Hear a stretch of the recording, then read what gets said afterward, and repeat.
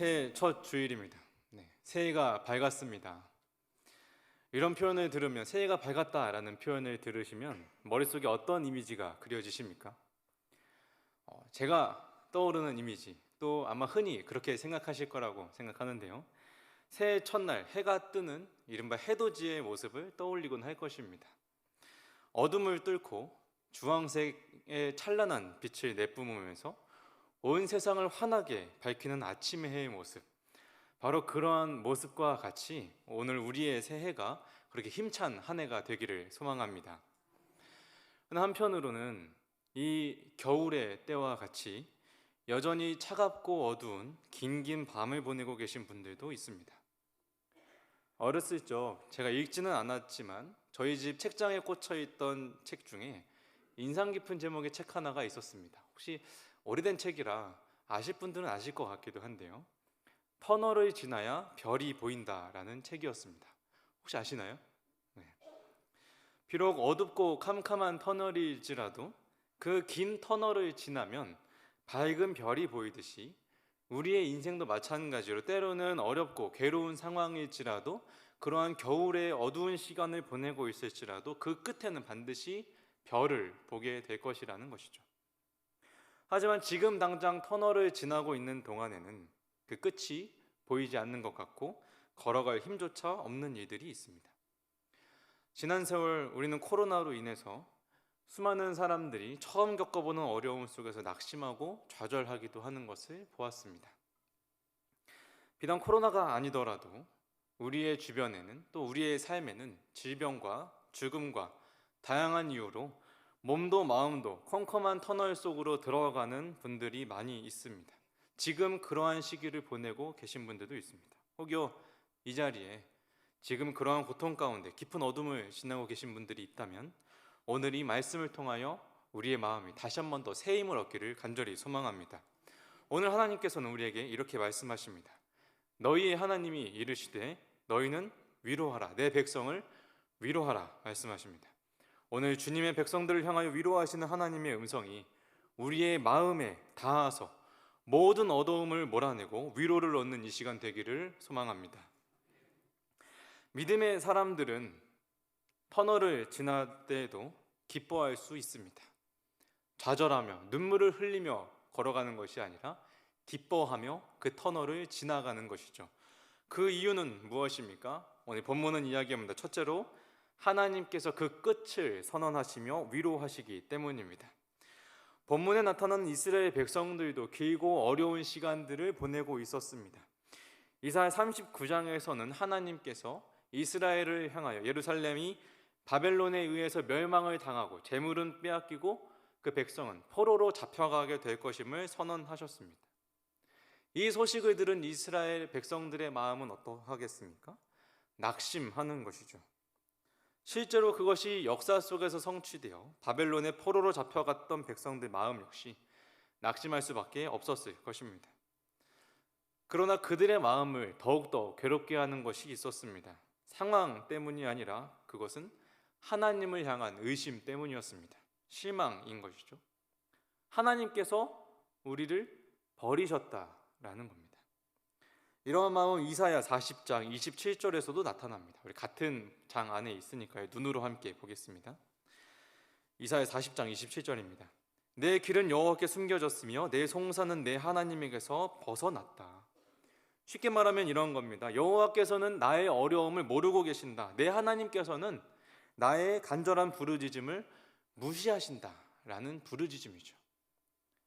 포로로 잡혀갔던 이스라엘 백성들, 힘든 시기를 지나가는 이스라엘 백성들의 마음 가운데는 하나님으로부터 버림받았다라는 실망이 있었습니다. 또 한 가지는 하나님께서 능력이 없어서 패배하셨을 것이라는 마음입니다. 나라를 빼앗기고 포로로 잡혀가게 될 괴로운 상황 속에서 이렇듯 그들의 마음을 더 힘들게 하는 것은 하나님에 대한 실망과 의심이었습니다. 이스라엘의 유일한 희망이시고 기댈 수 있는 유일한 반석이 되셨던 하나님에 대한 신뢰가 무너지자 그들의 절망과 고통은 커져만 갔습니다. 절망 가운데 있는 백성들에게 하나님께서 호련히 40장에서 나타나셔서 위로를 이렇게 선언하십니다. 우리 1절의 말씀을 다시 한 번 더 함께 읽겠습니다. 시작. 너희의 하나님이 이르시되 너희는 위로하라. 내 백성을 위로하라. 절망과 고통 속에 빠져있는 이스라엘을 이제 하나님께서 나타나셔서 위로하시는 겁니다. 이 위로의 말씀은 어떠한 의심도 없이 강한 확신 속에서 분명하게 선포되어지는 말씀입니다. 한 귀로 듣고 흘려보내지는 따분한 위로의 말이 아니라, 형식적인 위로의 말이 아니라, 마음에 닿아서, 마음에 부딪혀서 무력한 마음에 새 힘을 주고 쓰러진 마음을 일으켜 세우는 분명한 힘이 있는 하나님의 위로의 말씀입니다. 그렇다면 그 위로의 메시지는 무엇입니까? 바로 끝이 있다라는 겁니다. 우리 2절의 말씀 함께 읽겠습니다. 너희는 예루살렘의 마음에 닿도록 말하며 그것에게 외치라. 그 노역의 때가 끝났고 그 죄악이 사함을 받았느니라. 그의 모든 죄로 말미암아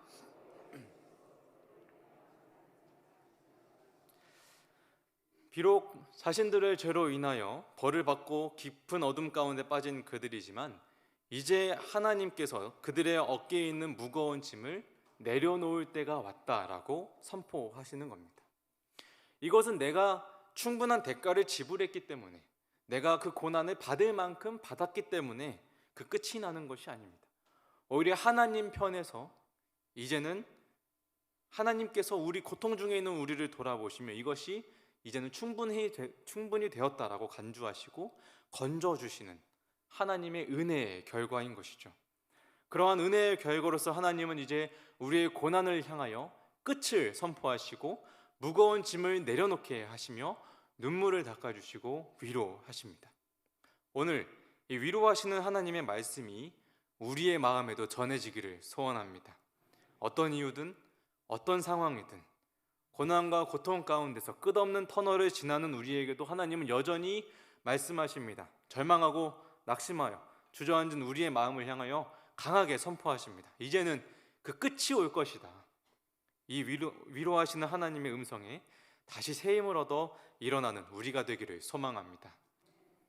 그렇다면 우리가 고난 중에도 기뻐할 수 있는 두 번째 이유는 무엇입니까? 하나님께서 우리의 아픔 가운데 직접 친히 찾아오셔서 위로하시기 때문입니다. 하나님의 위로와 회복이 어떻게 임하는가에 대해서 3절에서 5절의 말씀은 하나님께서 우리에게 찾아오셔서 우리의 인생에 개입하시고 우리를 건져주신다라고 말씀하십니다. 주께서 찾아오셔서 우리를 위로하시기 때문에 우리가 기뻐할 수 있는 것이죠. 우리 3절의 말씀 함께 읽겠습니다. 외치는 자의 소리여 이르되 너희는 광야에서 여호와의 길을 예비하라. 사막에서 우리 하나님의 대로를 평탄하게 하라. 길을 준비하는 이유가 무엇입니까? 하나님께서 오시기 때문입니다. 하나님께서 우리에게 오십니다. 고난 중에 있는 자를 돕기 위하여, 낙심하여 주저앉은 자를 일으켜 세우시기 위하여 하나님께서 먼 곳으로부터 우리를 찾아오십니다.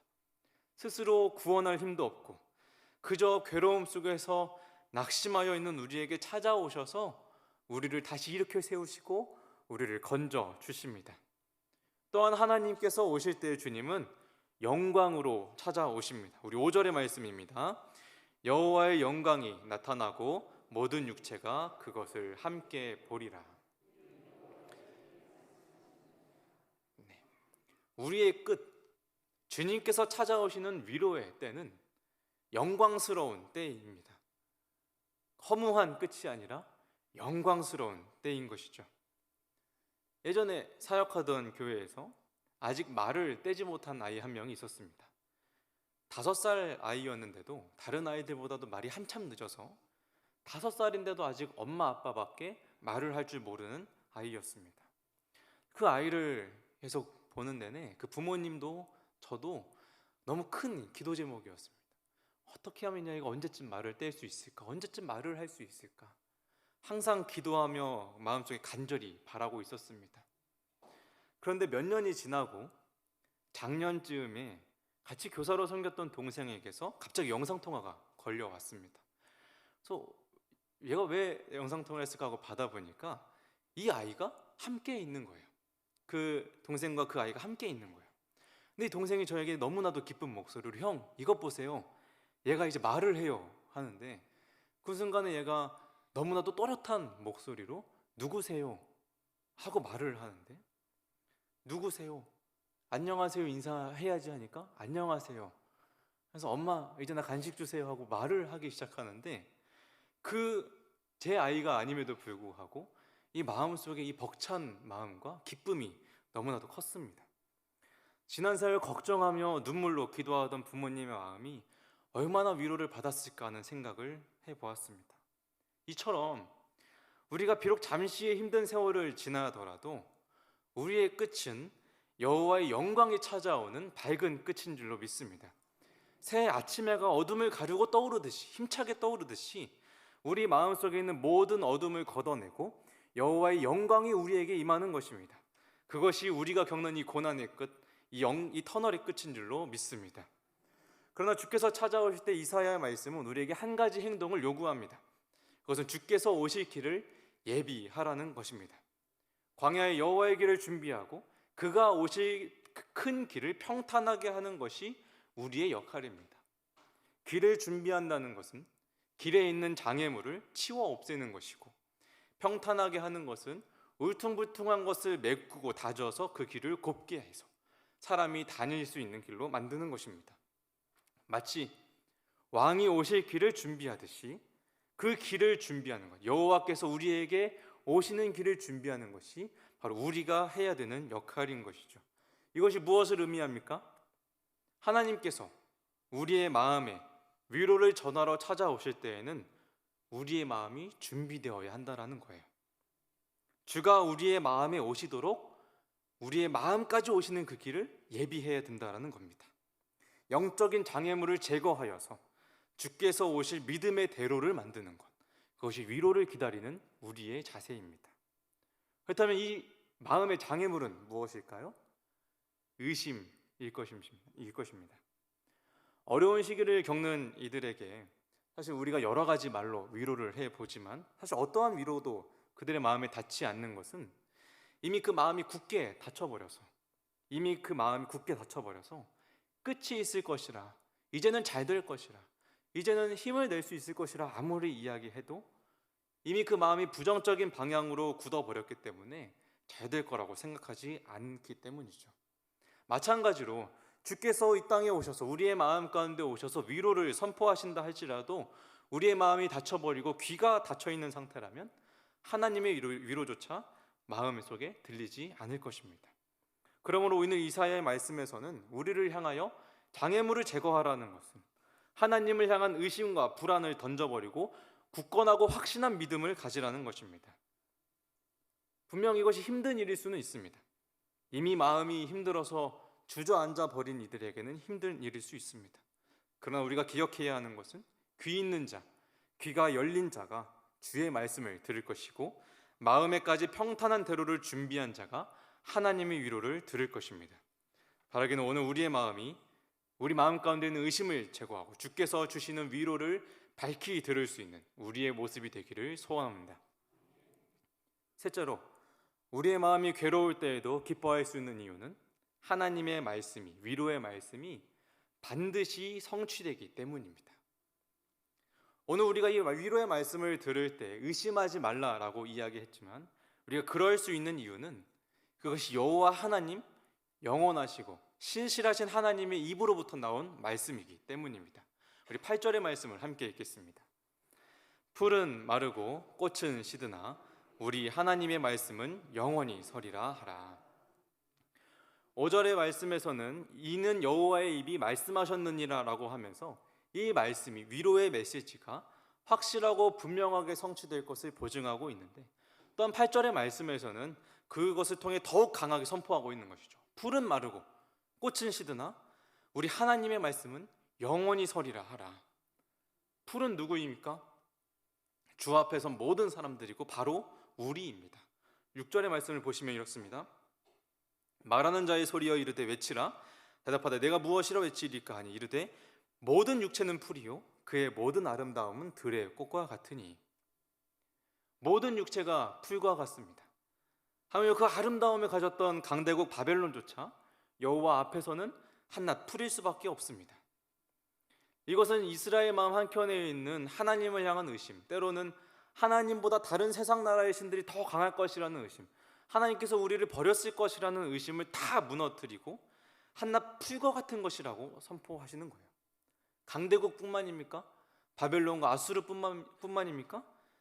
모든 육체가 풀이니 나 역시도 풀과 같습니다. 나 스스로도 구원할 수 없다라는 거예요. 쉽게 밟히고 뽑히고 금방 나지만 또 금방 지는 그 풀을 마르게 하는 것은 바로 7절에 나오는 여호와의 기운입니다. 여호와의 기운이 불면 모든 육체가 한낱 풀과 같이 마르고 시들 것이다 라는 거예요. 이것을 통하여 하나님께서 우리에게 말씀하시는 것은 무엇입니까? 사람은 연약하고 여호와는 능력이 있다라는 겁니다. 풀은 마르고 꽃은 시들어도 여호와 하나님의 말씀은 반드시 성취될 것이다. 그러므로 우리는 나의 연약함을 인정하고 나는 아무것도 할 수 없음을 인정하고 하나님의 능력을 의지해야 하는 것입니다. 주님께서 그 위로의 말씀을 성취하실 때를 의심하지 않고 기다리는 것이죠. 사람이 물에 빠졌을 때 어떻게 행동해야 되는지 아십니까? 사람이 물에 빠졌을 때 도와달라고 소리를 쳐야겠죠, 일단은. 하지만 도움의 손길이 왔을 때는 발버둥 치지 않고 오히려 아무 행동도 하지 않고 나를 구조하는 사람에게 몸을 맡겨야 한다라고 합니다. 막 발버둥을 치다 보면 구조하러 온 사람도 같이 빠져버린다 그럽니다. 마찬가지입니다. 우리가 위기를 벗어나기 위해서, 어려움을 벗어나기 위해서 아무리 우리가 발버둥을 치고 사람을 의지하고 자신을 의지해봤자 아무 소용이 없습니다.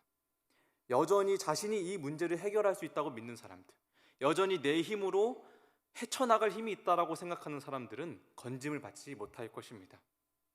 우리의 연약함을 인정하고 우리를 건지시는 주님의 강한 손에 우리를 온전히 맡겨드리는 사람들, 바로 그 사람들이 하나님의 위로를 얻고 구원을 받을 것입니다. 우리 하나님, 우리를 위로하러 찾아오시고 건지시는 하나님은 분명히 능력 있는 하나님이십니다. 우리 10절에서 11절의 말씀을 우리 힘차게 한번 읽어보겠습니다. 보라, 주 여호와께서 장차 강한 자로 임하실 것이요, 보라, 상급이 그에게 있고 보응이 그의 앞에 있으며 그는 목자같이 양떼를 먹이시며 어린 양을 그 팔로 모아 품에 안으시며 젖먹이는 암컷 온순히 인도하시리로다. 아멘. 그 말씀을 성취하시는 여호와 하나님, 그는 강한 자로 임하시는 분이십니다. 이는 전쟁에서 승리하고 오는 왕과 같은 모습을 나타냅니다. 하나님께서 전쟁에서 승리한 것 같은 왕과 같은 모습으로, 능력의 모습으로 이 땅에 찾아오셔서 그의 강한 팔로 그의 고난 중에 있는 백성들에게 끝을 선포하시고 복을 주시며 상을 주시고 보살피시겠다라는 겁니다. 또한 11절에서 그 강하신 하나님은 이제 목자같이 자기의 양떼를 지키시고 팔로 모아 품에 안으시는 분이십니다. 그러므로 비록 우리가 지금은 눈물을 흘리며 괴로운 시간을 보낼지라도 능력의 하나님으로, 능력으로 찾아오시는 아버지 하나님, 목자와 같이 찾아오시는 하나님이 우리를 위로하시는 날을 소망하며 기다리기를 소원합니다.